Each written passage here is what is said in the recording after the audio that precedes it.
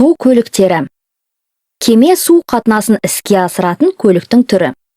Ол айлақтар мен теңіз порттарын тұрақ ретінде пайдаланады. Кемелерге арналған белгіленген теңіз бағыты болады. Айлақтарға да белгілі бір кесте бойынша келіп тоқтайды. Кеменің бірнеше түрі бар, және олар қызметтеріне қарай ерекшеленеді. Мәселен, авиатасымалдаушы кеме дегеніміз шабуылдауға арналған ұшақтарды алып жүретін және соларға қызмет көрсететін әскери кеменің түрі.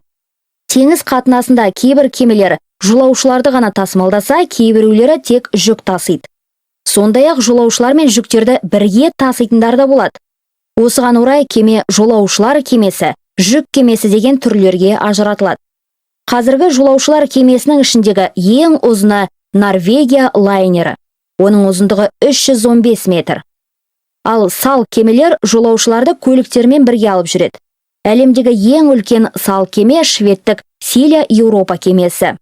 Оның аумағына 3000 адам және 410 көлік сыяды. Су астында стратегиялық әрекет жасайтын арнайы кемені сүңгуір қайық деп атайды.